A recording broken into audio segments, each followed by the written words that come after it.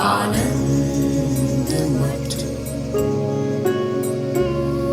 आनंद मठ और ऋषियों की अनमोल धरोहर को संजोएं।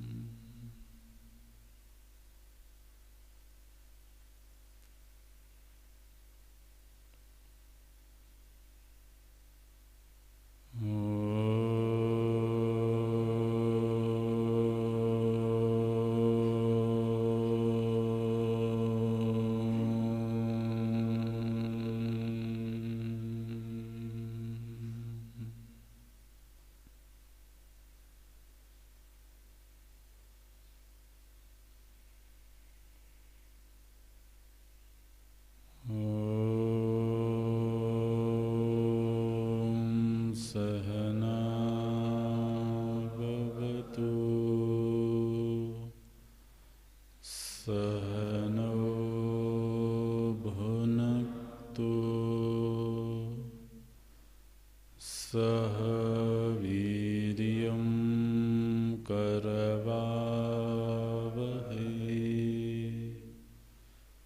तेजस्विनावधीतमस्तु मा विद्विषावहै।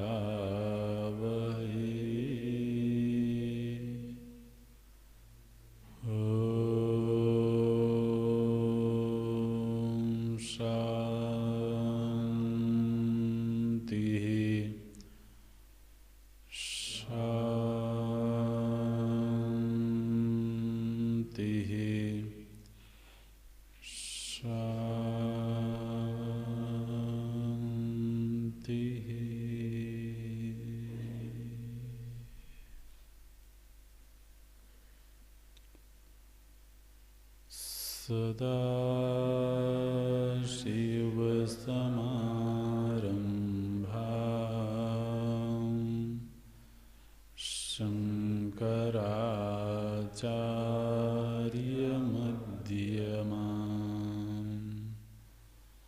अस्मदाचार्यपर्यन्तां वन्दे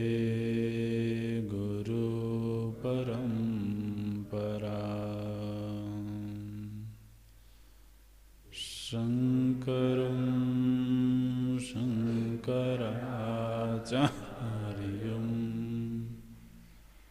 केशवं बादरायणं सूत्रभाष्यकृतो वन्दे भगवन्तो पुनः पुनः भगवन्तो पुनः पुनः।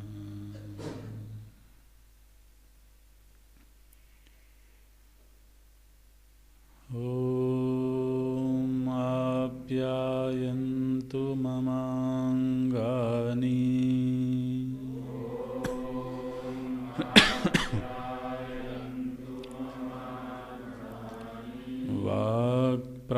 वाक्प्राणश्चक्षुः श्रोत्रमथो बलमिन्द्रियाणि च सर्वाणि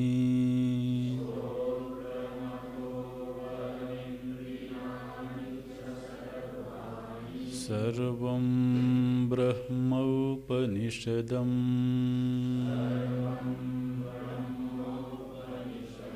माहं ब्रह्म निराकुर्याम्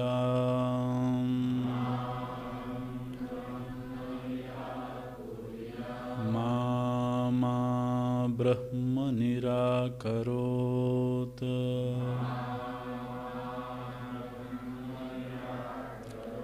अनिराकरणमस्त्वनिराकरणं मेस्तु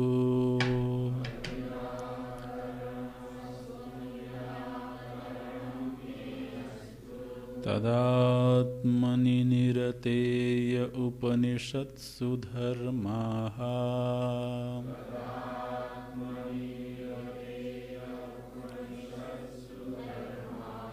ते मयि सन्तु ते मयि सन्तु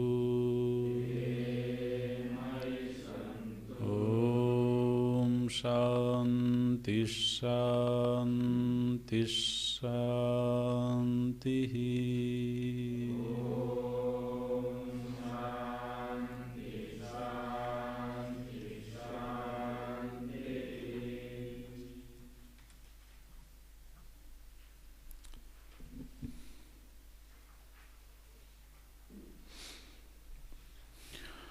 कर्म सहितादपि ज्ञानात् एतत् सिद्ध्यति इति चेत् न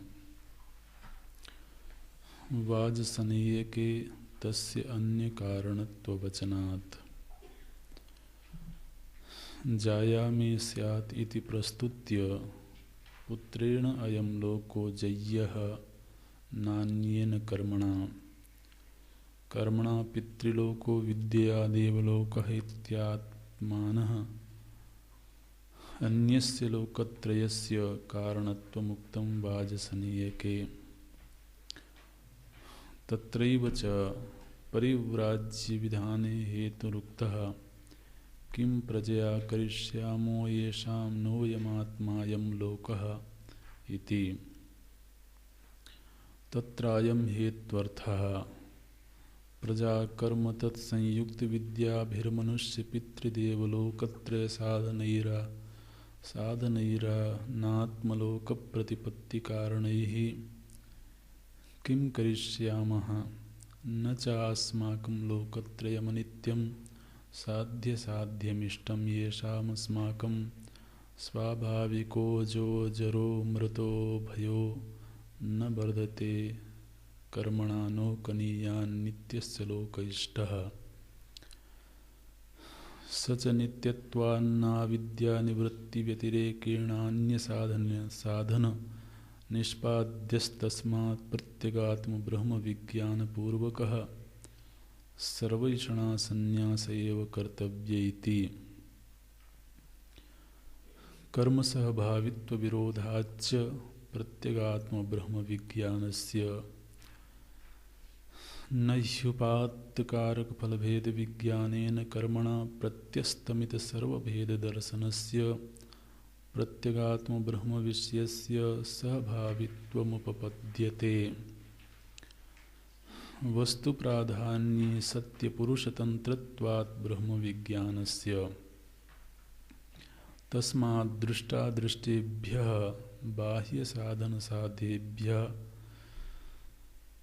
बाह्यसाधनसाध्येभ्यः विरक्तस्य प्रत्यगात्मविषया ब्रह्मजिज्ञासायं केनेषितम् इत्यादि श्रुत्या प्रदर्श्यते। शिष्याचार्य प्रश्न प्रतिवचन रूपेण कथनं तु सूक्ष्मवस्तु विषयत्वात् सुखप्रतिपत्ति कारणं भवति। केवलतर्कागम्यत्वं च दर्शितं भवति। नैषा तर्केण मतिरापनेया इति श्रुतेश्च। आचार्यवान् पुरुषो वेद आचार्याद्धैव विद्याविता साधिष्ठं प्रापत इति।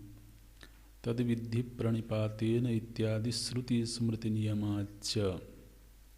कश्चित् गुरुं ब्रह्मनिष्ठं विधिवदुपेत्य प्रत्यगात्म विषयात् अन्यत्र शरणम् अपश्यन्न अभयं नित्यं शिवम् अचलम् इच्छन् पप्रच्छेति कल्प्यते केनेषितम् इत्यादि। प्रश्न किया गया कि कर्म संहिता ज्ञानात् अपि एतत् सिद्ध्यति। तो कर्म सहित ज्ञान के द्वारा भी इसकी सिद्धि हो सकती है। तो भगवान भाष्यकार प्रतिपादित करते हैं बृहदारण्यक उपनिषद का उदाहरण देकर के कि बृहदारण्यक उपनिषद में कर्म सहित ज्ञान से जिस फल की बात की गई है वह अनात्मलोक है।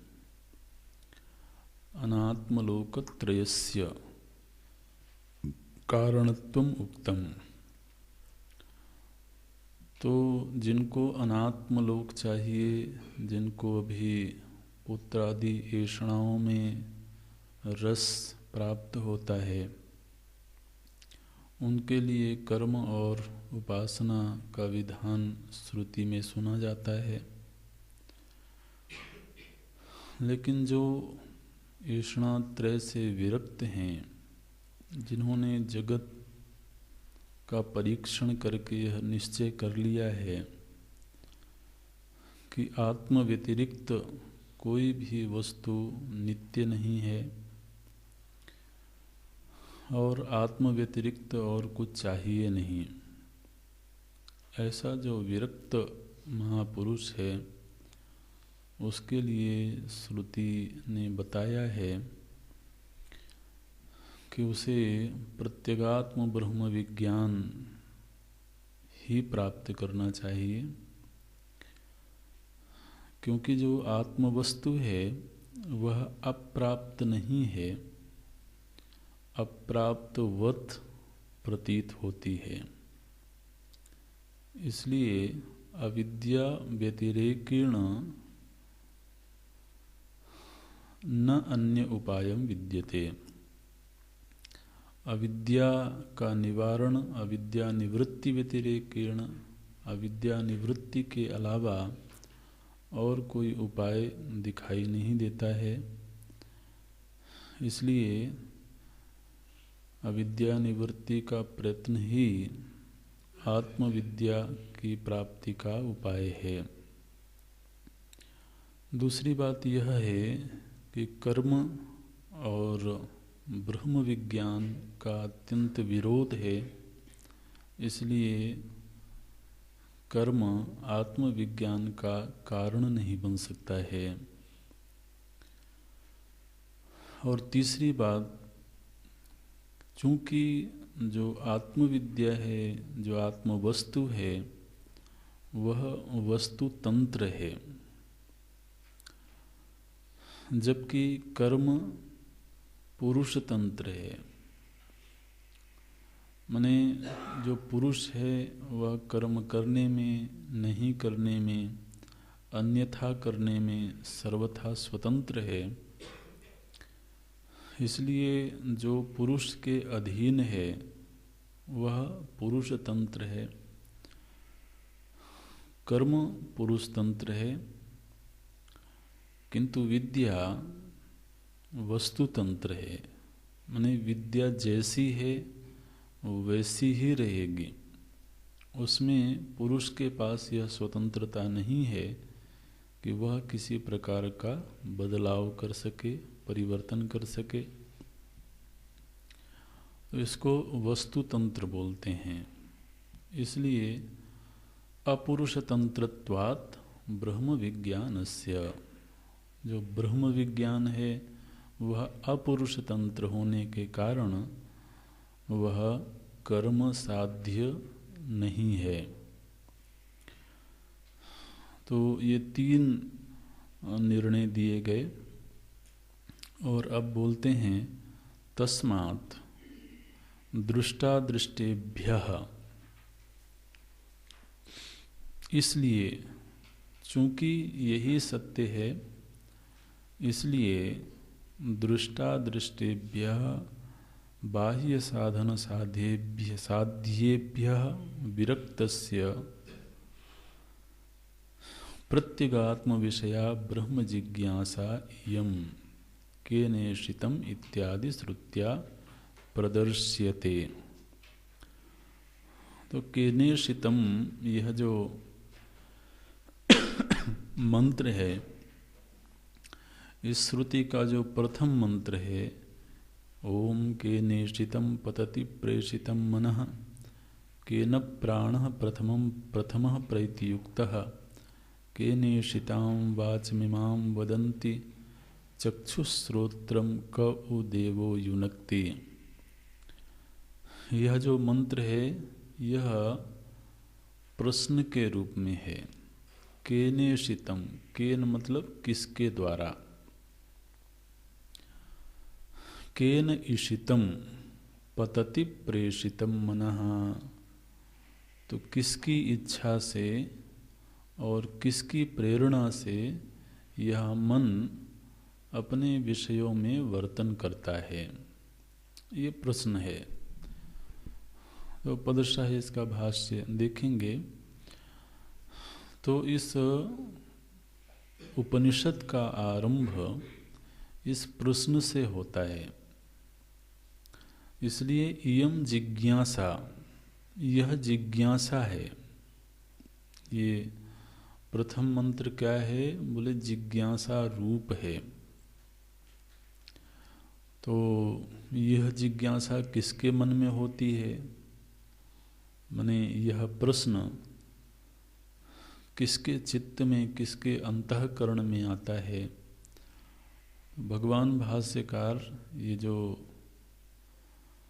संबंध भाष्य का निर्माण किया उन्होंने, वो केवल इस प्रश्न के उत्पत्ति स्थल रूप अंतःकरण का निर्माण कैसे होता है वो पृष्ठभूमि बताई।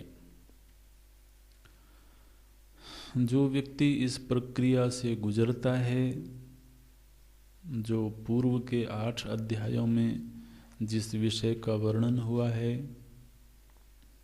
उनमें वर्णित कर्तव्य कर्म और ईश्वर उपासना की प्रक्रिया से जो गुजरा है, उसी उपासक के अंतःकरण में इस प्रश्न की उत्पत्ति हो सकती है। माने अगर हमारे प्रश्न मन में इस तरह का प्रश्न नहीं आता है, तो इसका मतलब है कि हम उस प्रक्रिया से नहीं गुजरे हैं। माने एक शर्त है ये। जिज्ञासा इयम, इयम जिज्ञासा, यह जिज्ञासा है, लेकिन किसके हृदय में उत्पन्न होती है जिज्ञासा, बोले विरक्तस्य, जो विरक्त है उसी के मन में यह जिज्ञासा उत्पन्न होती है। तो जिज्ञासा का अधिकरण कौन है, क्या है, दूसरा जिज्ञासा का विषय क्या है, बोले प्रत्यगात्म विषया ब्रह्म जिज्ञासा, ये इस जिज्ञासा का विषय है। किस अधिकरण में उत्पन्न होती है, बोले विरक्तस्य, जो विरक्त है उसके हृदय में यह जिज्ञासा उत्पन्न होती है। तब आप देखिए कि जिज्ञासा तो दुनिया में कई तरह की होती हैं, लेकिन यह जो जिज्ञासा है प्रत्यगात्म ब्रह्म जिज्ञासा, यह विशिष्ट जिज्ञासा, ये अलग तरह की जिज्ञासा है। इसलिए इस जिज्ञासा की उत्पत्ति के लिए एक विशेष प्रकार का अंतःकरण चाहिए। तो और वह जो अंतःकरण है वो कैसा है, बोले विरक्त है। अब ये विरक्त भी किस चीज से विरक्त है? वैसे तो दुनिया में ऐसा कोई भी व्यक्ति नहीं है जो किसी न किसी चीज से विरक्त ना हो। यहाँ तक कि जो अत्यंत भोगी विलासी व्यक्ति है वह भी कुछ चीजों से विरक्त होता है।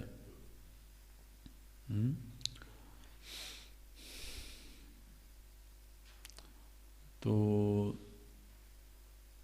किस चीज से विरक्त है वो भी विचारणीय है। वह जो विषयी है महाराज वो ईश्वर से ही विरक्त है। उसके सामने ईश्वर की चर्चा की जाए तो दुखी हो जाता है बेचारा। विरक्त का मतलब क्या है कि जिसके विषय में सुन करके अब अच्छा नहीं लगता है। तो कोई किसी व्यक्ति से विरक्त है, कोई किसी स्थान से विरक्त है, कोई किसी वस्तु से विरक्त है, तो किसी न किसी रूप में हर व्यक्ति ही विरक्त है।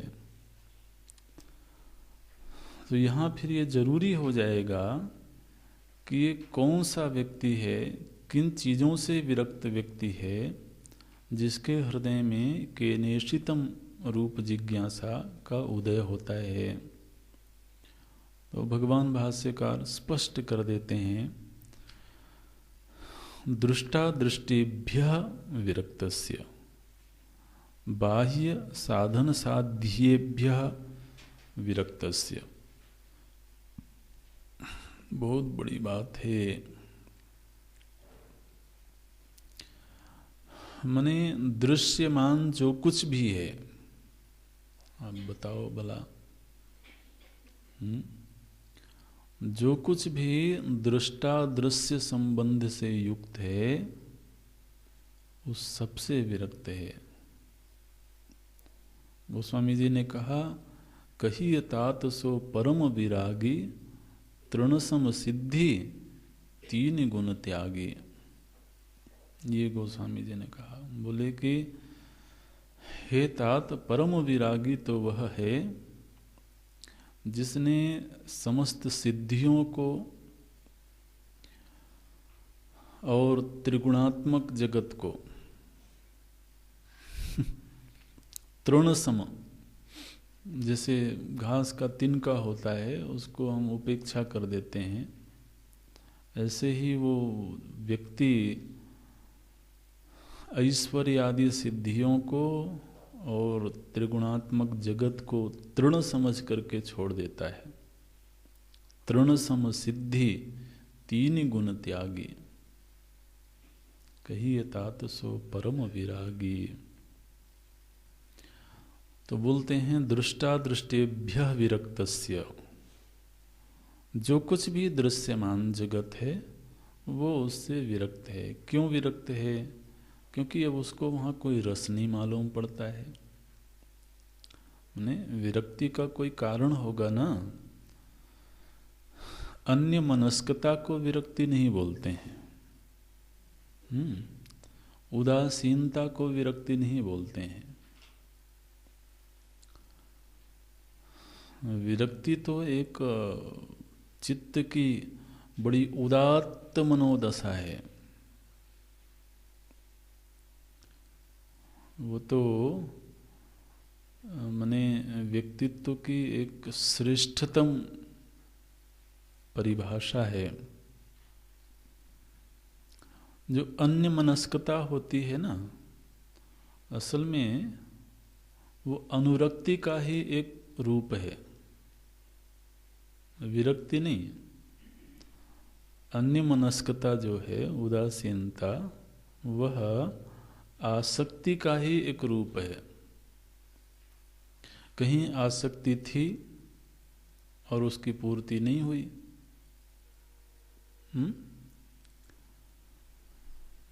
तो व्यक्ति अनासक्त हो गया क्या? अनासक्त नहीं हुआ, बेचारा बेचारा हो गया।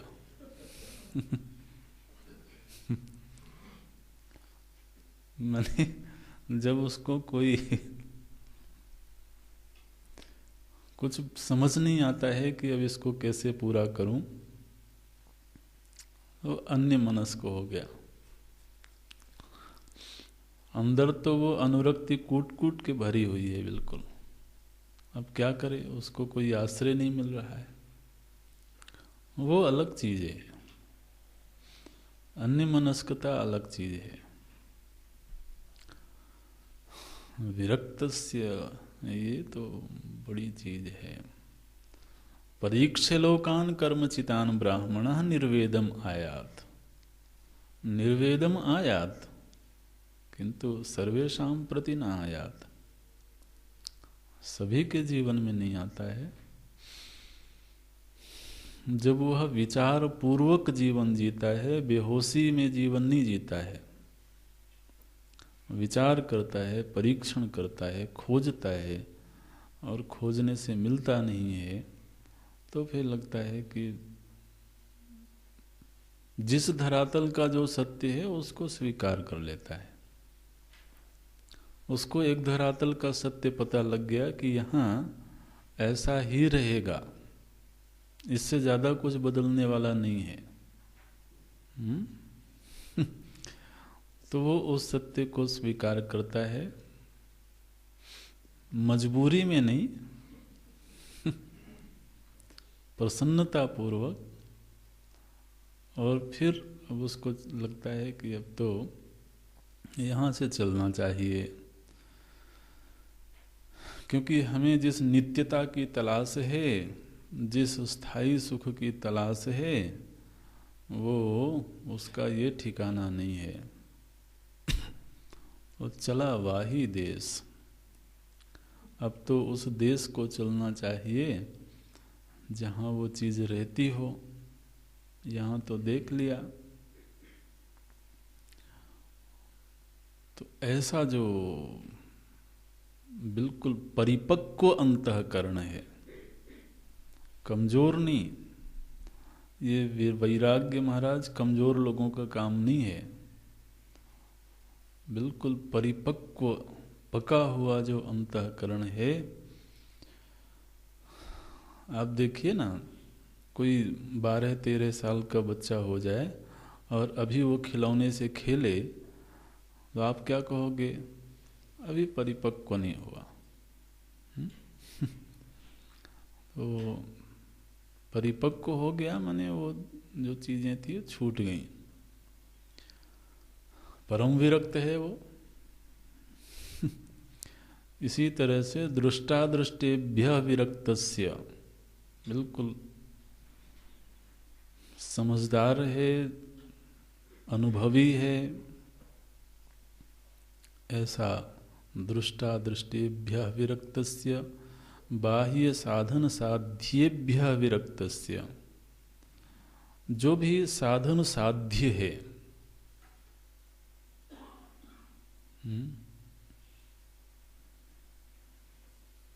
कहाँ तक जाएगा ये?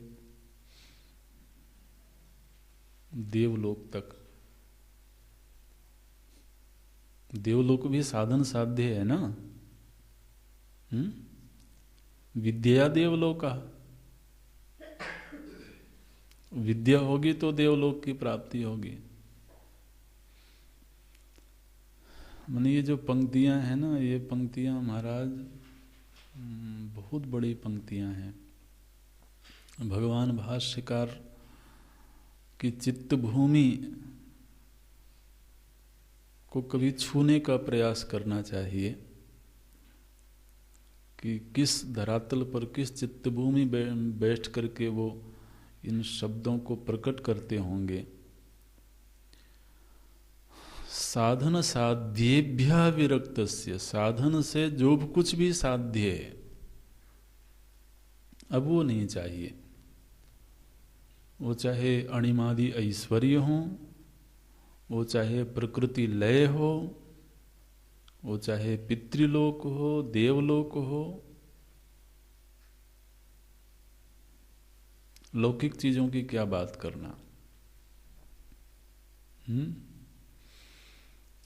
तो कभी परीक्षण निरीक्षण करना चाहिए अपने आप का कि हम कहीं खड़े होते हैं कि नहीं इन वक्तव्यों के सामने। यहाँ तो महाराज कोई एक माला पहना दे तो व्यक्ति दीवाना हो जाए।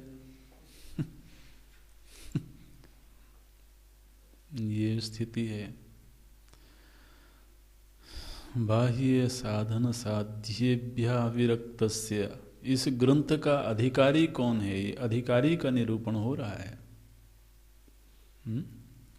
विरक्तस्य प्रत्यगात्म विषया ब्रह्म जिज्ञासा इयम।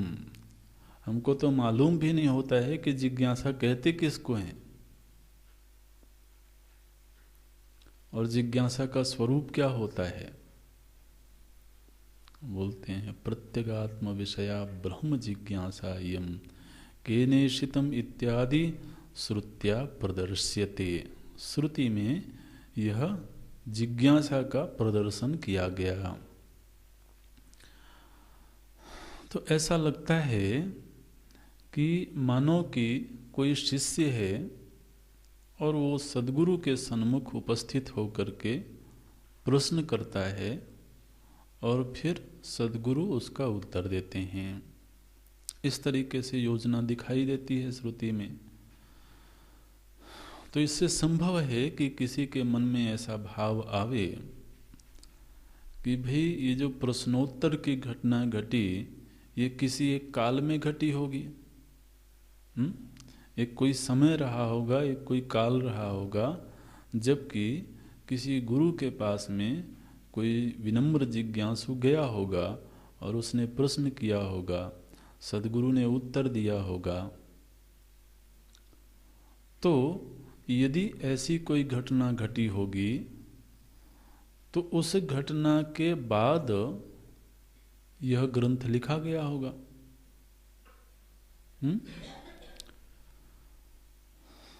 तो यहाँ पर ये भगवान भाष्यकार बताते हैं कि ऐसा नहीं सोचना चाहिए।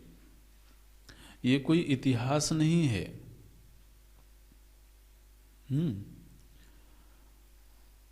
भगवत गीता का जो अवतरण है वो एक इतिहास की घटना है। निश्चित रूप से एक समय था इस धरती पर जबकि महाभारत का प्रसंग था। वहाँ पर युद्ध स्थल पर अर्जुन के मन में प्रश्न होते हैं, भगवान उत्तर देते हैं और कालांतर में उसको वेदव्यास जी के द्वारा लिखा गया। तो वो एक इतिहास है, एक काल में घटी हुई घटना है। लेकिन श्रुति में जब इस तरह की कोई बात देखी जाती है, कोई प्रश्नोत्तर का प्रसंग देखा जाता है, तो उसको इतिहास समझने की भूल नहीं करनी चाहिए, क्योंकि फिर वह श्रुति अपौरुषेय नहीं रह जाएगी। तो ये जो प्रश्नोत्तर की शैली दिखाई देती है ये क्या है? बोलते हैं शिष्य आचार्य प्रश्न प्रतिवचन रूपेण कथनम तो, शिष्य और आचार्य के बीच जो प्रश्न और प्रतिवचन माने प्रश्नोत्तर रूप में जो ये कथन किया गया है, इसका प्रयोजन क्या है? बोलते हैं सूक्ष्म वस्तु विषयत्वात् सुख प्रतिपत्ति कारणम भवति। चूंकि इस उपनिषद का जो विषय है वह अत्यंत सूक्ष्म है, इसलिए जब कोई अत्यंत सूक्ष्म विषय होता है तो उसको जब एक आख्यायिका का रूप दे दिया जाता है, एक कथानक का रूप दे दिया जाता है, तो उस सूक्ष्म विषय को हृदयंगम करना सहज हो जाता है, आसान हो जाता है।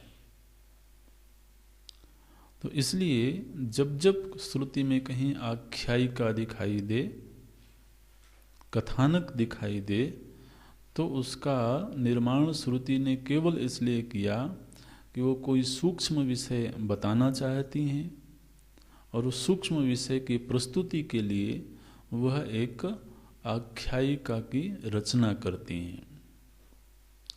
तो सूक्ष्म वस्तु विषयत्वात्, चूँकि विषय सूक्ष्म है इसलिए सुख प्रतिपत्ति कारणम भवति। यह जो सूक्ष्म विषय है इसका ज्ञान सुखपूर्वक हो जाए। सुख प्रतिपत्ति माने सुखपूर्वक इस सूक्ष्म विषय की प्राप्ति हो जाए, इस बात को ध्यान में रख करके श्रुति शिष्याचार्य प्रश्न प्रतिवचन रूपेण कथनम। श्रुति जो है वो शिष्य और आचार्य के मध्य प्रश्न प्रतिवचन के रूप में आख्यायिका प्रस्तुत करती हैं। तो आख्यायिका कहने का प्रथम प्रयोजन तो यही है। ये विषय सूक्ष्म है, उसकी सुखपूर्वक प्रतिपत्ति हो जाए, सुखपूर्वक वह हृदयंगम हो जाए। साथ ही एक प्रयोजन और भी है। क्या प्रयोजन है? बोले कि यह जो आत्मविद्या है यह केवल अपने विचार से, केवल स्वतंत्र रूप से अध्ययन करने से, केवल तर्क का आश्रय लेने से प्राप्त नहीं हो सकती है। तो जब श्रुति ने यह प्रदर्शित किया कि एक शिष्य है जो गुरु के पास जाते हैं, तो ऐसा कहने के पीछे संकेत क्या है कि शिष्य को यह मालूम है कि मैं चाहे भले स्वतंत्र रूप से कितना ही अध्ययन कर लूं, कितना ही विद्वान हो जाऊं, लेकिन मैं केवल अपने द्वारा किए हुए तर्कों से, विचारों से इस विद्या को प्राप्त नहीं कर सकता हूं। तो एक यह बात भी श्रुति को बताना है कि यह विद्या स्वतंत्र रूप से अध्ययन करने से प्राप्त नहीं हो सकती है। क्या बोलते हैं? केवल तर्क अगम्यत्वं च दर्शितम भवति। केवल तर्क से यह विद्या अगम्य है। केवल तर्क से, केवल तर्क का अर्थ है केवल अपने, बोले कि भाई हम उपनिषद खरीद के ले आएंगे, वेद खरीद के ले आएंगे और घर में बैठ के आराम से पढ़ लेंगे। तो गुरुकुल में जाने की क्या जरूरत है? तो श्रुति ने जब प्रश्नोत्तर के रूप में आख्यायिका प्रस्तुत की, तो मानो कि श्रुति ने ये बात कही कि शिष्य माने चाहे वो कितना ही बड़ा विद्वान, अब आप सोचिए कि जिस अधिकारी की बात यहाँ पर भगवान भाष्यकार करते हैं वो कोई साधारण व्यक्ति नहीं होगा। उसने जीवन में उपासना की होगी, जीवन में सत्कर्मों का अनुष्ठान किया होगा, और जिसके जीवन में उपासना और सत्कर्म होता है वो व्यक्ति समाज में असाधारण व्यक्ति होता है। एक जगह पर एक श्रुति में आया, गुरु के पास में वो लोग गए जो ब्रह्मनिष्ठ थे। जो ब्रह्मनिष्ठ हैं वो गुरु के पास जाते हैं और उनसे आत्म तत्व को जानने की इच्छा व्यक्त करते हैं। भगवान भाष्यकार ने वहाँ पर प्रश्न किया कि अगर वह ब्रह्मनिष्ठ हैं तो फिर और क्या जानने के लिए गए हैं? तो भाष्य में लिखते हैं, अपर ब्रह्मनिष्ठाः परब्रह्म अन्वेष्यमाणाः। वो अपर ब्रह्मनिष्ठ हैं। अपर ब्रह्मनिष्ठ मतलब उपासना सिद्ध हो चुकी है उनकी, और परब्रह्म अन्वेष्यमाणाः, और अब वो परम ब्रह्म का अन्वेषण करना चाहते हैं। तो इस धरातल पर पहुंचा हुआ जो महापुरुष है उसे भी स्वतंत्र रूप से इस विद्या की प्राप्ति नहीं हो सकती है। गुरु शिष्य परंपरा का आश्रय लेने से ही प्राप्त हो सकती है। यह बात दिखाने के लिए भी श्रुति इस तरह की आख्यायिका की रचना करती हैं। केवल तर्क अगम्यत्वं च दर्शितम भवति। और श्रुति में भी यह बात कही गई है, नैषा तर्केण मतिरापनेया इति श्रुतेश्च। और श्रुति में यह बात आई कि ऐसा तर्केण मति ही न आपनेया। यह जो मति है, यह जो बुद्धि है, आत्म विषयक बुद्धि है, यह तर्केण न आपनेया, केवल तर्क से प्राप्त नहीं की जा सकती है। ऐसा श्रुति वाक्य तो भगवान भाष्यकार उद्धृत करते हैं। तो पहले तो श्रुति ने यह कहा कि तर्क से इस विद्या की प्राप्ति नहीं हो सकती है। तो किसी ने पूछा श्रुति किससे कि फिर कैसे प्राप्त हो सकती है? तो बोलते हैं आचार्यवान पुरुषो वेद। जो आचार्यवान है उसी को यह विद्या प्राप्त हो सकती है। वेद जान जाता है, जानता है। कह वेद, कौन जानता है? बोले आचार्यवान पुरुषः। जो आचार्यवान पुरुष है वही इस वस्तु को जानता है। तो पीछे भी कभी ये प्रसंग आया था। आचार्यवान मने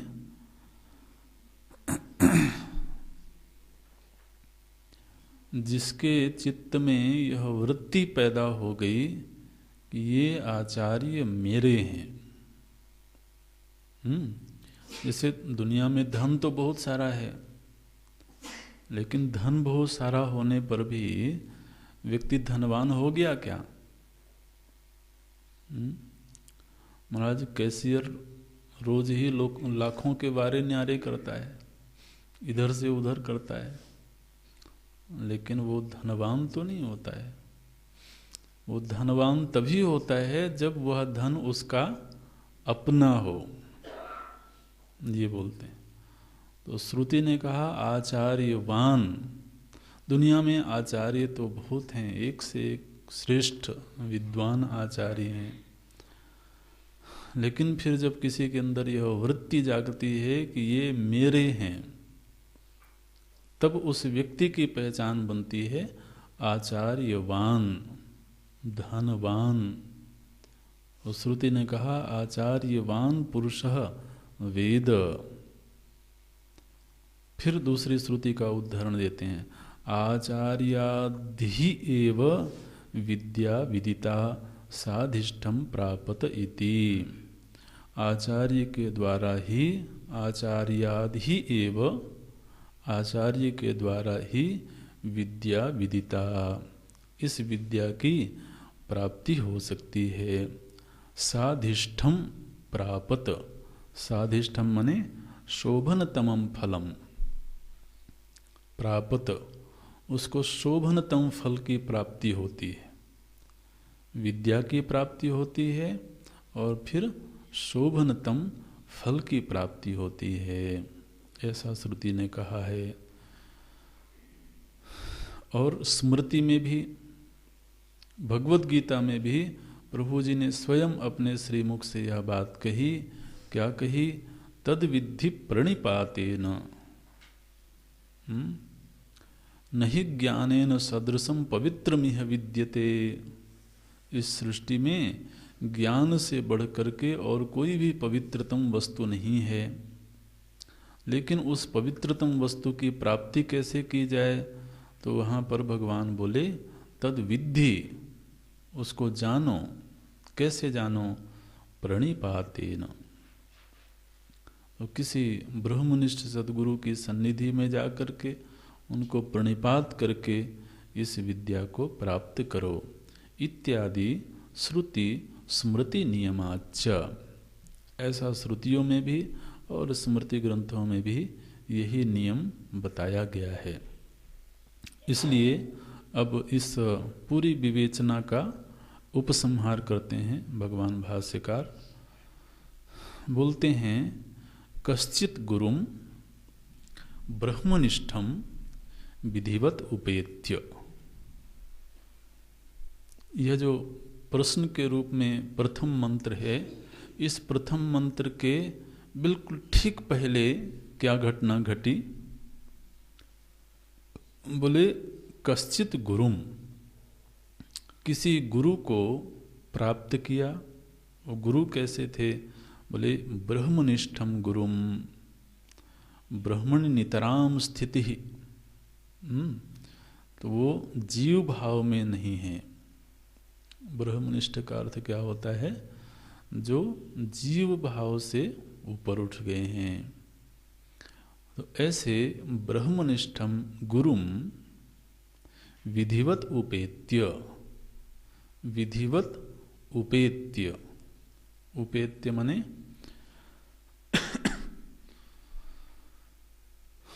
उपेत्य माने समीप जाकर के, उपइत्य इण गतौ धातु से बनता है, तो समीप में जाकर के। हम बोले नहीं, हम तो फोन से पूछ लेंगे। तो आप एक समय निर्धारित कर दीजिए, तो उस समय हम फोन कर लिया करेंगे। और जो कुछ भी हमारे मन में प्रश्न होगा वो पूछ लिया करेंगे। बोले ठीक है। फिर कभी अगर और व्यस्तता रहेगी तो महाराज कुछ रिकॉर्डिंग करवा लेना और बाद में मंगवा लेंगे। तो कहीं गाड़ी में चलते हुए कहीं तो अपना सुन करके तो भगवान भाष्यकार बोलते हैं विधिवत उपेत्य, समीप में जा करके और तरीके से समीप में जा करके। ऐसे ही किसी भी तरह से चले गए, किसी भी तरह का मनोभाव लेके चले गए, ऐसे नहीं। स्वस्थ चित्त, प्रसन्न चित्त, सेवा भाव पूर्वक उपेत्य, विधिवत उपेत्य। एक एक शब्द व्याख्या की मांग करता है, उसकी अपनी परिभाषा है। विधिवत उपेत्य प्रत्यगात्म विषयाद अन्यत्र शरणम अपश्यन्न। उसको अब प्रत्यगात्मा के सिवाय अन्य कहीं भी शरण नहीं दिखाई देती है।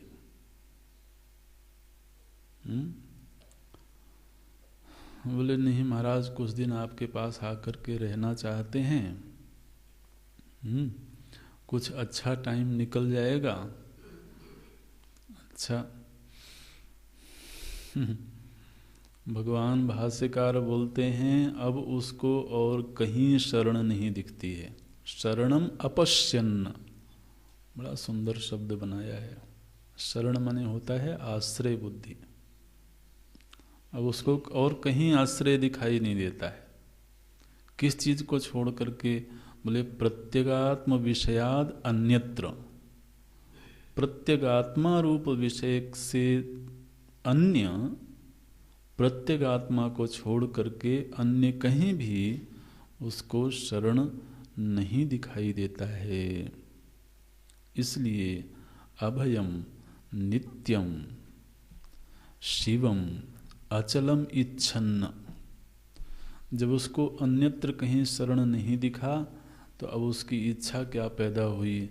बोले अब मुझको अभय लोक चाहिए, अब मुझे नित्य लोक चाहिए, अब मुझे शिव लोक चाहिए। शिव माने आत्म वस्तु को ही शिव बोलते हैं। जो परम कल्याण प्रद है, ऐसा जो शिवलोक है, शिवम अचलम, जिसमें कोई पुनरागमन नहीं है, यद्गत्वा न निवर्तन्ते, ऐसा जो अचल लोक है, अब उसकी इच्छा है। अचलम इच्छन्न, ऐसी इच्छा करते हुए कश्चित गुरुम ब्रह्मनिष्ठम विधिवत उपेत्य। तो अधिकारी का निरूपण क्या किया गया कि उसको प्रत्यगात्मा के सिवा अन्य कहीं शरण दिखती नहीं है और अब उसको नित्य वस्तु चाहिए, अचल वस्तु चाहिए, शिव चाहिए, इसलिए इसकी इच्छा के सहित वह सद्गुरु के पास विधिवत जाता है और जाकर के क्या करता है, बोले पप्रच्छेति, पप्रच्छ इति, पप्रच्छ माने पूछता है, इति कल्प्यते, श्रुति ने ऐसी कल्पना की। उस श्रुति ने यह बताया कि यह जो जिज्ञासा है, यह जो प्रश्न है, इस प्रश्न की पृष्ठभूमि क्या है, ये भगवान भाष्यकार निरूपण करते हैं। तो इस तरह की जब पृष्ठभूमि बन गई और तब जाकर के वह शिष्य गुरु के सामने प्रश्न रखता है, हे भगवान, केन ईशितं पतति प्रेषितं मनः, केन प्राणः प्रथमा प्रैतियुक्तः, केनेषितां वाचमिमां वदन्ति, चक्षुश्रोत्रं क उ देवो युनक्ति। वो प्रश्न करता है कि भगवान, आप कृपा पूर्वक यह बताइए कि ये जो मेरा मन है, ये किसकी प्रेरणा से, किसकी इच्छा से विषयों की ओर प्रवृत्त होता है। केन प्राणः प्रथमः प्रीतियुक्तः, और यह जो प्रथम कार्यकरण संघात में ये प्रथम जो प्राण है, यह क्रियाशील होता है किसकी प्रेरणा से। केनेषिताम वाचम इमाम वदन्ति, इमाम वाचम वदन्ति, ये जो वाणी है यह बोलती है, केन ईशिताम, किसकी प्रेरणा से बोलती है।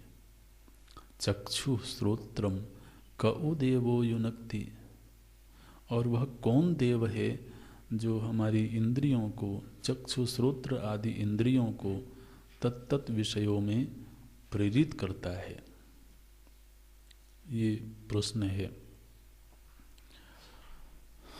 अगली कक्षा में देखते हैं।